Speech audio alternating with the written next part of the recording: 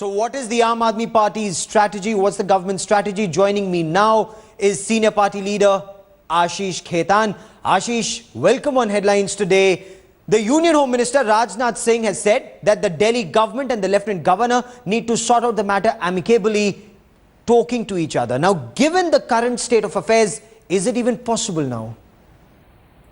No, under the existing constitutional scheme, LG represents the MHA, the centre.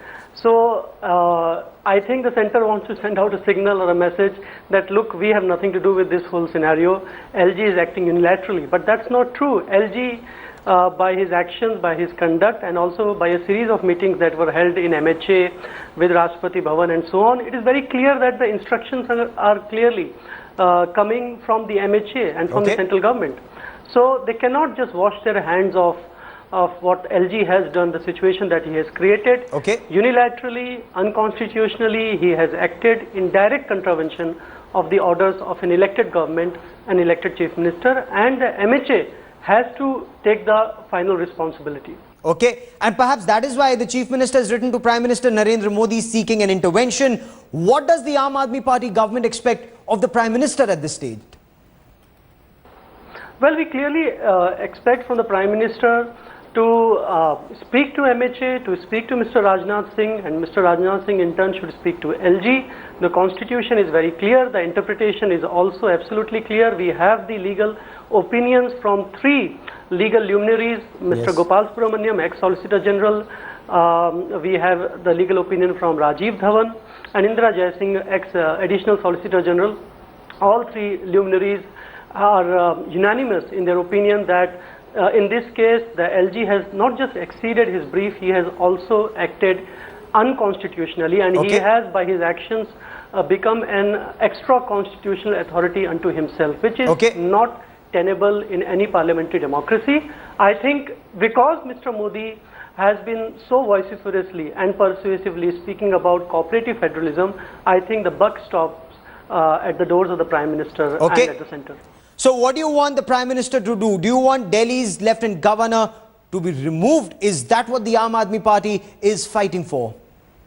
Well, anyone can see from the outside that when orders right up to clerks and peons and stenographers are being directly issued by LG's office, and not just directly issued, he is cancelling the orders made by the Chief Minister and going on and making his own orders.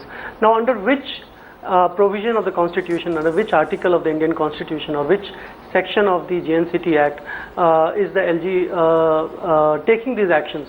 The law is very clear, the Constitution is very clear that what the LG is doing is absolutely not right. So are you saying this is a clash of egos? This is a big ego, whether it's the Chief Minister or the Lieutenant Governor, but governance is suffering in Delhi, Ashish? There is certainly no clash of egos. It's not a clash of egos or personalities as far as Aam Aadmi Party and our government goes. Clearly, we are standing up for some higher principles. The principle is of the parliamentary form of government, of the cabinet form of government. The Constitution very clearly delineates the powers and functions of the elected government in Delhi, that except three reserved subjects, which is police, law and order, and land, the government, the elected government of Delhi has the same powers as any elected government of the state. Is the higher form of governance just a facade? Is the Aam Aadmi Party actually aiming for full statehood? Is that your higher goal actually? See, first of all, the fight for full statehood and the debate for full powers of a state, that's a separate fight and that's a separate discourse. And we have a very good case why Delhi should be granted a full statehood. Every political party, Congress, BJP, they have been doing lip service, even including in the manifesto that Delhi should be granted full statehood. But that's another debate. Even under the existing constitutional scheme where Delhi doesn't have the powers to legislate on three entries of state list, which is, as I said, police, land and law and order, even under the existing scheme, the Delhi government, the elected government, the Council of Ministers has all the powers to function in a manner which is defined in the Constitution of India and under the JNCT Act, which is right now not happening. And every day by his unilateral and unconstitutional acts, an elected government is not being allowed to function democratically and constitutionally. But is that the reason? Because the other serious allegation that the Chief Minister's government, that Arvind Kejriwal's government in Delhi is facing, is that bureaucrats are feeling very intimidated. In fact, the IAS officers have just had a meeting. What we are now being told is that several top bureaucrats do not want to serve with the Delhi government. They fear intimidation, Ashish.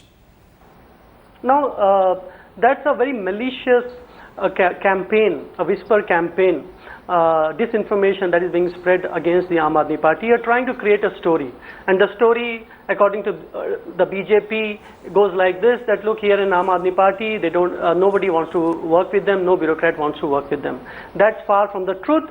The existing CS, not this officiating CS, Yes. the existing CS, full-time Chief Secretary, had said it on record that this is for the first time he's seeing a government where he doesn't have to think twice before signing a file, because he is deadly sure that any file that comes to him from any minister, there would not be any vested interest but only public interest that would be guiding all policy decisions. So every bureaucrat, you ask all the bureaucrats who are functioning right now in the Delhi Secretariat, has any minister, any MLA, any elected representative have ever asked them to do anything illegal, immoral, unethical?